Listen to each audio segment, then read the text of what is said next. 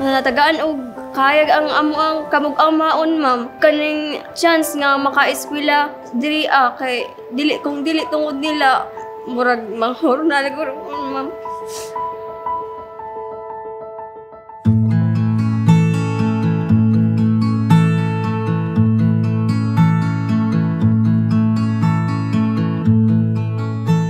Ang trabaho sa akong mama housewife, ang trabaho sa akong papa kay urag laborer lang siya ma'am dito sa Digos sa Natahan. Sa kalayo sa amo ang balay, alas 3 na sila mumata, muadto sila eskwelahan, layo pud lang baklayan.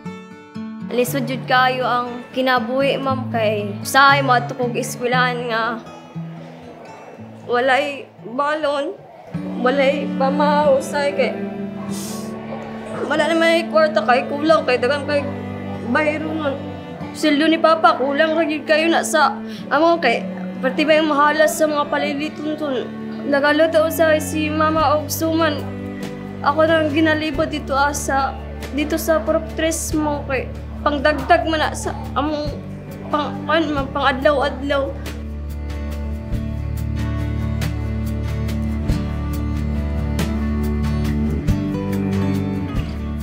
Sa amo ang kapait diri mangraha siya kay parang napod siya pangbalon sa eskwelahan o mutabang siya unsay lihokon diri sa balay sa mga hayop, magkuan na siya manghod, praktisan niya basa ma'am. Unsa ni nga letter?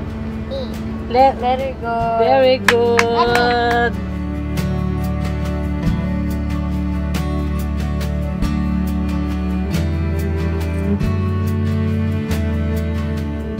Sasakit kay sa kuha mamoy. Sa gani kanang wa silisudan, magkuha ra kog itlog sa ako ang manok. Kay mura na ako maabot sila ha. Wa milay maduulan di ari. Amo ra sariling paningkamot maunang nagpabukid ko og puyo kay parang makabuhi kog mga hayop.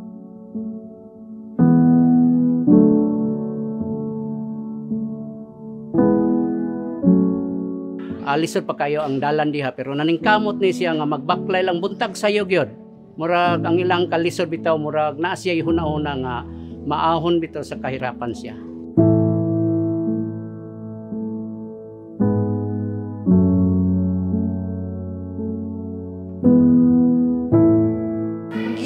Antos ra namo ma'am kay inigdili may mapadayon mag-unsa man may sunod. Parehas na gyapon mi sa among hinakanan nga walay nalampos. Ito ra ko to madili. Ang amo man ma'am kay gusto na mo mawalas maluwas na mo among pamilya gikan sa kapobriyon. Gusto na mo nga matabangan among pamilya so sunod mo na magtarong mi og eskwela kay para sa among pamilya. Family Marceliana, nagapaningkamot gihapon sila na maayo ang ilahang relasyon sa ilahang matag-isa, sa community, sa school. Si Jillian, so far sa pila ka years na namo na nagadawat ang mga data from school, wala gyud na siya record dito na non-compliance siya sa mga conditions sa program. Katong naabot na ang 4 piece, medyo ni angat-angat mi gamay.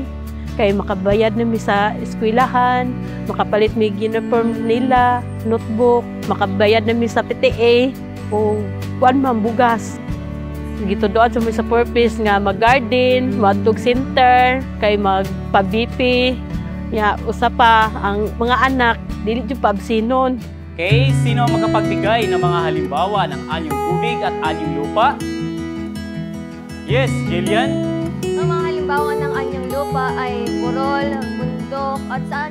Sa eskwelahan, ma'am, mayor ko sa among eskwelahan, ma'am. Kung mga classmates, mga buutan man po, ma'am, sila mga giting pang-discuss sa mga maestro, ma'am. Makasabot man po ko niya, maka-answer man po, ma'am.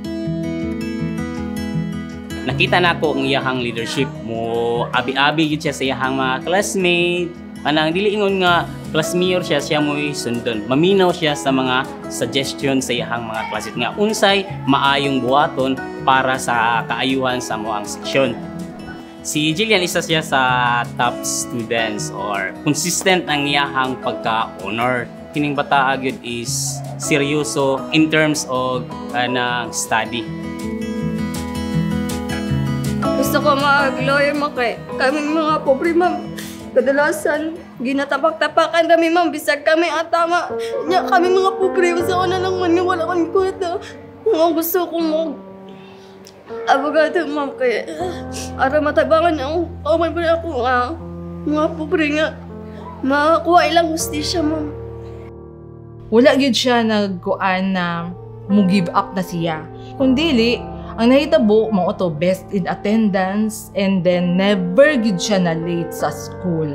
With honors pa gyud, no? So si Jillian deserve gyud siya na isa sa mga exemplary child.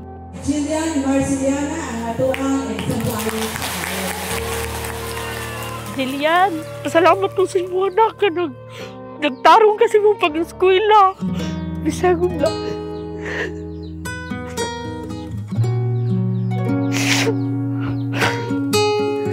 Bisag layo kay tagipuyan. Bisag mo eskwela mo nga mabuhay balot. Eskwela naggapong ka kay masuko mo kang pansinon. Salamat po nga sa suporta nila bisan sa kalisod sa sunod. Ako na pa yung mutabang sa inyo ha. Magtarong kong eskwela pero makahuman.